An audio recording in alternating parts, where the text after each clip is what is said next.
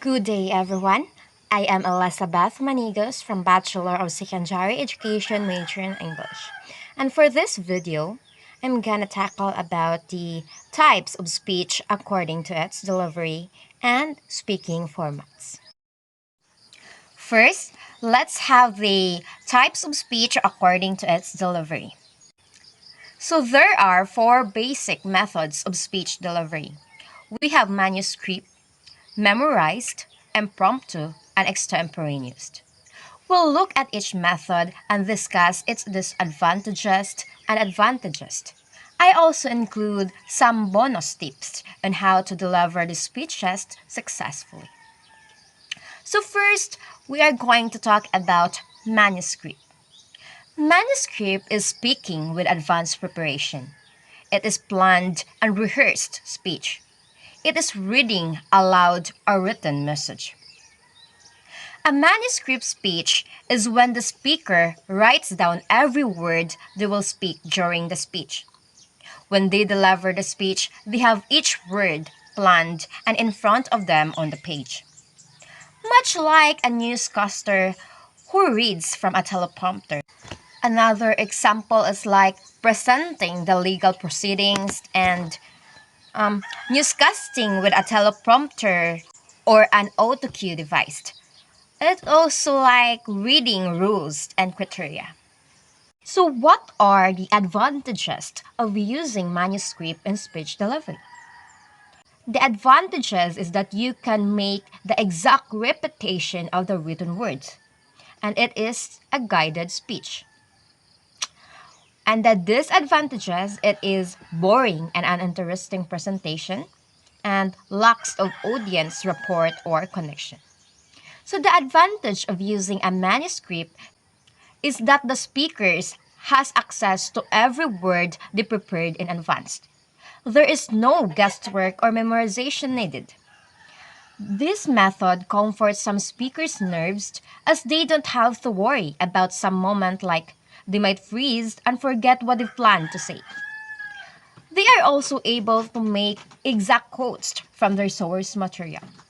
However, the disadvantage with a manuscript is that the speakers have many words in front of them on the page.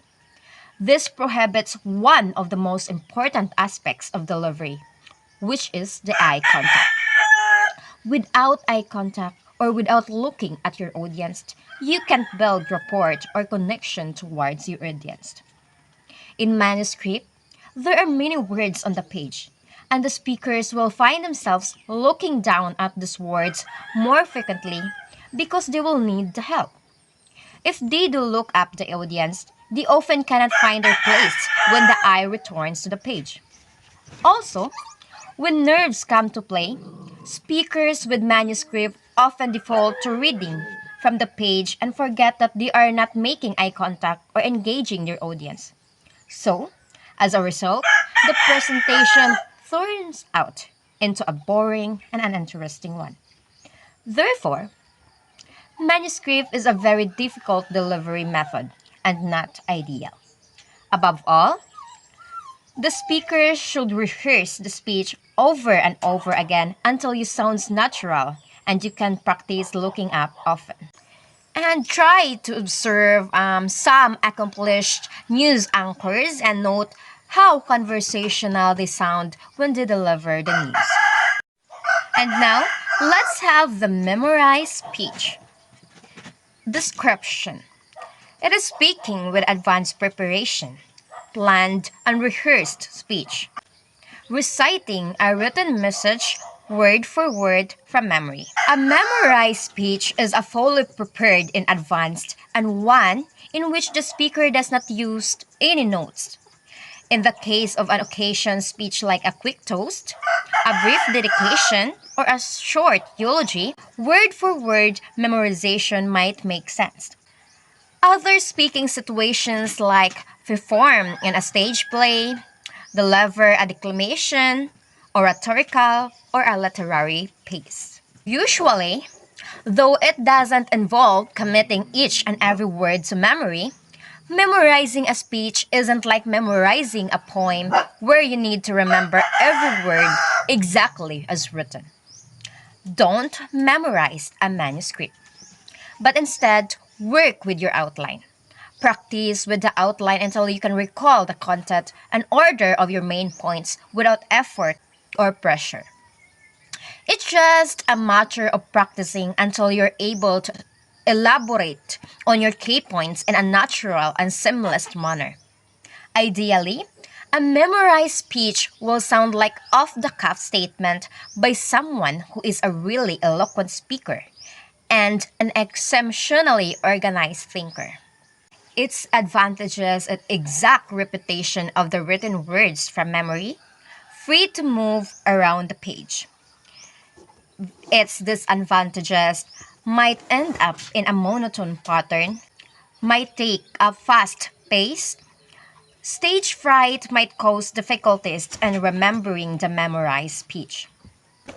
The advantage of a memorized speech is that the speaker can fully face their audience and make lots of eye contact. The problem with a memorized speech is that the speakers may get nervous and forget the parts they memorized. And without any notes to lean on, the speaker may hesitate and leave lots of dead air in the room while they are trying to recall what was planned. Sometimes, the speakers can't remember or find his or her place in the speech and are forced to go and get the notes and try to recall his or her lines. Moment like this is an embarrassing and uncomfortable for both speaker and audience. So, it should need to be avoided. Another tips for this memorized speech is you have to rehearse your speech over and over again until you sound natural and feel confident. And you have to try to observe the performance of the actors and actresses and their movie scenes. Next is impromptu. Description. It is speaking without advanced preparation, unrehearsed speech, spoken conversationally. An impromptu speech is one for which there is little to no preparation. There is often not a warning, even that a person may be asked to speak. For example, your teacher or a speech teacher may ask you to deliver a speech on your worst pet peeve. Other cases, such as in an event where you are asked to say a few words, like first day at work or in class, or during an interview. You may or you may not be given a few minutes to organize your thoughts. So, what should you do? You have to put this in mind. Do not panic. Why? Because even under pressure, you can create a basic speech that follows the formula of an introduction, body, and conclusion. If you have a few minutes, jot down some notes that fit into each part of the speech.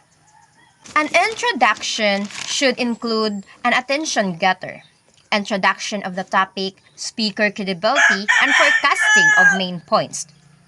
The body should have 2 or 3 main points. The conclusion should have a summary, call to action, and final thought. If you can organize your thoughts into those 3 parts, you will sound like a Polish speaker, or even if you only hit 2 of them. It will still help you think about the speech in those parts. Advantages is spontaneous or natural speaking, more focused and brief. Disadvantages: tendency to be less organized, lacks connection with the audience, nerve wracking. Impromptu speech can be challenging. The advantage is that it can also be thrilling as the speaker thinks off the cuff and says what they're most passionate about in that moment. Due to the short duration of time, it is more focused and brief, and it is spontaneous or natural speaking. The disadvantage is that there is no time for preparation, so there is a tendency to be disorganized. The lack of preparation makes some speakers more nervous and they may struggle to engage the audience due to their nerves, thus result to a lack of connection with the audience. So, once you are requested to say something, pause for a moment to plan in your head what to say. State your main point briefly and deliver it at pace your audience can follow. End by saying thank you. Now let's go down to the last type of speech delivery. We have extemporaneous. Extemporaneous is speaking with limited preparation, guided by notes or outline, delivered conversationally, and this is the most popular type. The last method of delivery we'll look at is extemporaneous. When speaking extemporaneously, speakers prepare some notes in advance that help trigger their memory of what they plan to say. These notes are often placed on a note card. These notes are not full sentences, but it helps the speakers who turn them into a full sentence when spoken aloud.